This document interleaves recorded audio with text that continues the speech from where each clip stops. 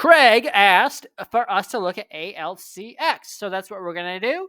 And right now, the new low is currently at $125 if you use it without using the wicks. The wicks take you down to about 110, but 125 is where I'm going to chart it from. That means if you get above $225, I think that confirms a new rally, at least to the 618, where at the 618 you could get rejected at $385, or you could break that through that if you close a daily candle above $385. I think that would confirm a move to a new all-time high above $550.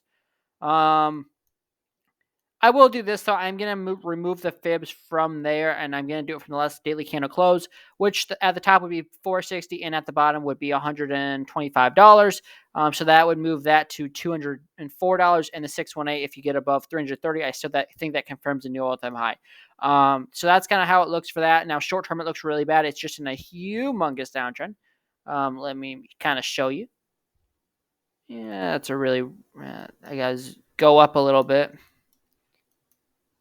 So that's kind of it. I mean, I don't love diagonal downtrend lines, but you can clearly see it's in a major downtrend. It's just making new lows. Now, the new next target to the downside is $50. I don't think we go that low unless Bitcoin loses 36K. That'd be a humongous drop. Let me go to the RSI and see how that's looking, because in such a big downtrend, you're about to get a bounce, I think, on the RSI. So let me just, it's going to open. All right. So the daily chart RSI is currently at, I don't know what the yellow line is for, but the RSI is currently at 36, which is neutral. If it goes below 30, it's oversold. The 3-day chart is currently oversold at 29, basically.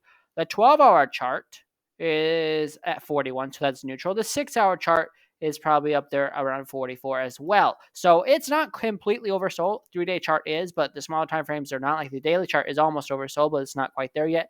It is also saying the 6-hour chart is bullish, according to the God fans. The 12-hour chart doesn't have enough data yet. So the 6-hour chart is bullish, which means we're probably going to only go up from here, especially if Bitcoin keeps going up to 47K, which is the next resistance.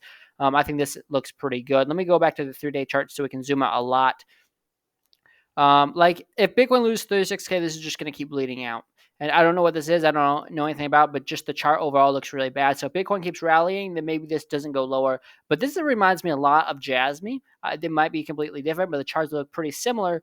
So I don't know anything about this coin, but the charts don't look very bullish to me right now.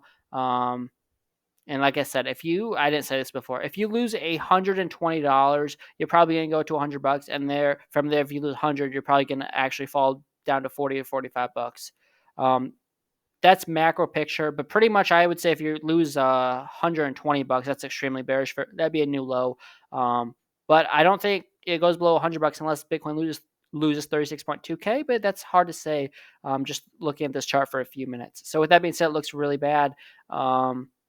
I would look to see a bounce. The RSI shows that it's probably due for a bounce for the next few days, but the RSI could still go a little bit lower on the daily chart before it's oversold. With that being said, that's kind of all I got, and I'm not very bullish on this short term because the chart looks horrible.